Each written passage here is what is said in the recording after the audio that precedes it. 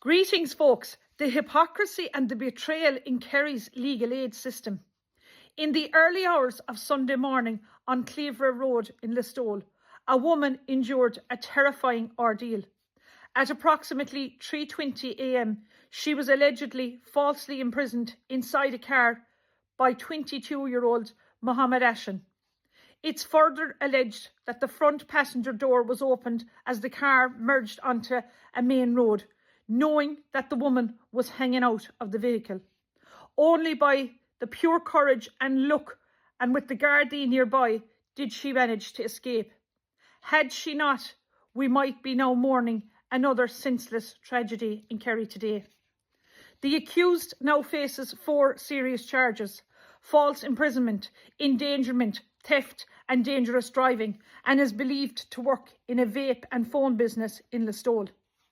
But folks, beneath the headlines lies a deep injustice that every Kerry woman should hear. The man charged in this horrific case is being represented by solicitor Brendan Ahern, a solicitor from Pa Daly Solicitor on Rock Street, Tralee. Pa Daly is a TD for Sinn Féin. This is the very same solicitor Brendan Ahern who refused to represent me, a Kerry mother, woman, a business owner and a law-abiding citizen, when I was unlawfully arrested and imprisoned for 4 days before Christmas in Limerick prison for a crime I did not commit. Despite being on the legal aid panel and receiving thousands of euros in taxpayers' funded fees of you, the taxpayers' money, he turned his back on me, a woman wronged by the state, yet now represents a man charged with imprisoning a woman in a car at 3 a.m. And whose name stands above that Tralee office? P.A. Daly, Patrick A. Daly, Sinn Féin TD for Kerry, and Sinn Féin's National Justice spokesperson. Yes, the man who speaks in the Dáil about justice, reform, protecting women and equality before the law, runs a firm that refused to represent a Kerry woman unlawfully jailed, but takes on serious criminal cases for men accused of violence against women. What kind of justice is this, folks? What kind of hypocrisy allows a Sinn Féin justice spokesman to preside over such a double standard? And what does it say about the legal aid system and lets solicitors pick and choose who they represent, taking you, the public's money, while abandoning innocent women? This is not just legal negligence, it is moral bankruptcy. How can Sinn Féin claim to champion women's right when their justice spokesperson owns firms refuse to stand beside a Kerry mother unlawfully jailed by the state? How can solicitor Brendan Ahern, who works in Pa Daly's Sinn Féin practice, justifies representing a man accused of false imprisonment of a woman while refusing to defend a woman who never committed a crime? This is the ugly truth behind the legal aid racket in Kerry. It's a network of insiders choosing cases that suit them, not the people most in need. It's a betrayal of public trust and a disgrace to the principles of justice. I am now calling for a full public review of all the legal aid system in Kerry, transparency and all payments made to solicitors on the legal aid panel, and for Sinn Féin's leadership to answer how their justice spokesperson can preside over such injustice and hypocrisy. If criminal defendants can get full representation, but innocent Kerry women unlawfully jailed cannot, then justice is not being served, it's been sold. It's time for the people of Kerry to see what's happening in plain sight, because justice is not a political slogan, it's a right. And Kerry women will not stay silent any longer while political solicitors profit from their pain. Day 7 of the 3-legged race to the Áras. Still no word from Big Jim Gavin.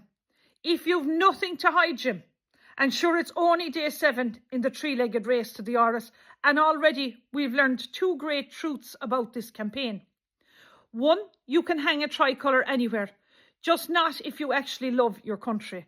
2, The Dáil now thinks it's the United Nations, minus the veto power, the logic and the global relevance.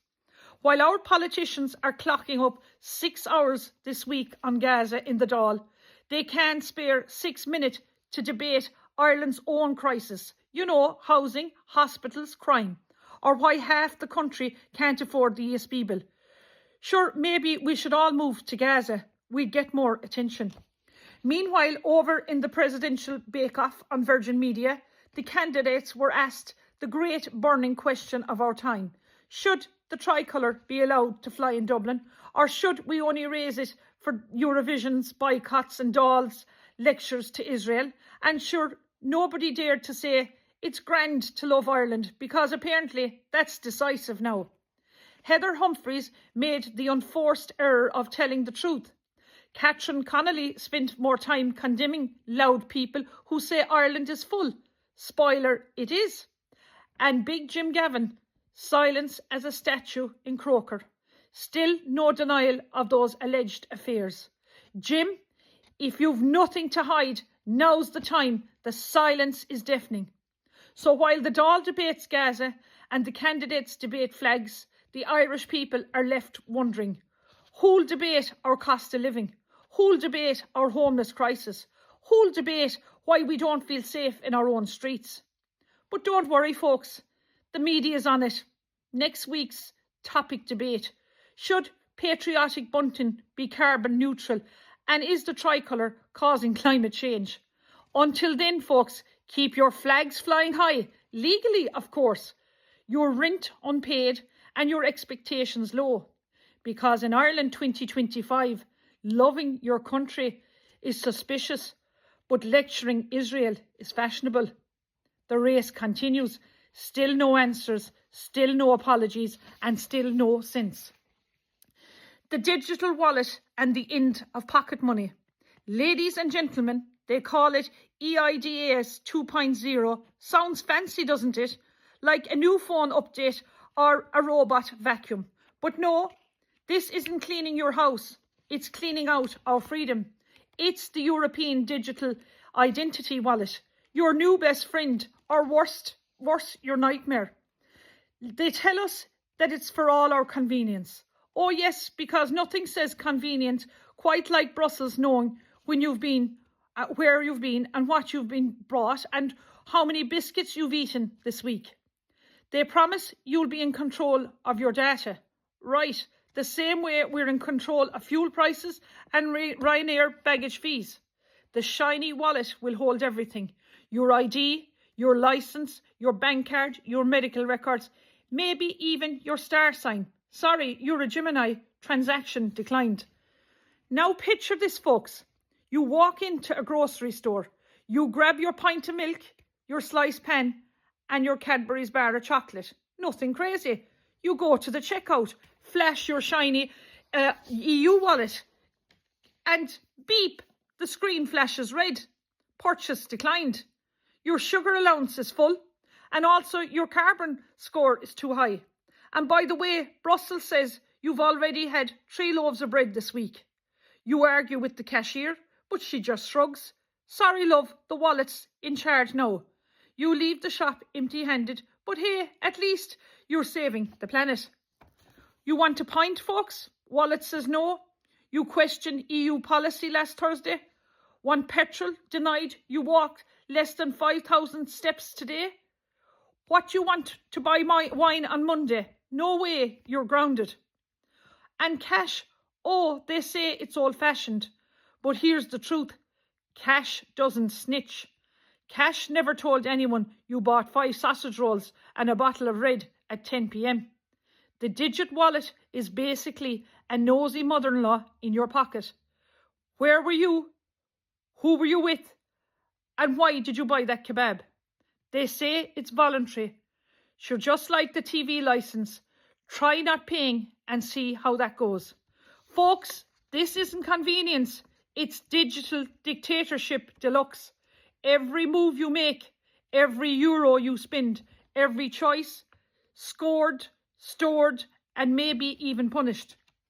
So yes, laugh now, but stay awake, because once you hand over that freedom, you'll be asking permission just to buy a bar of chocolate. So keep your cash, your privacy, your freedom. And when someone offers you this shiny new EU wallet, just smile and say, no thanks, I still like my pockets. Thank you, and remember, cash is king, privacy is power, and Brussels can mind their own business. Gora Míle Maith Agaibh.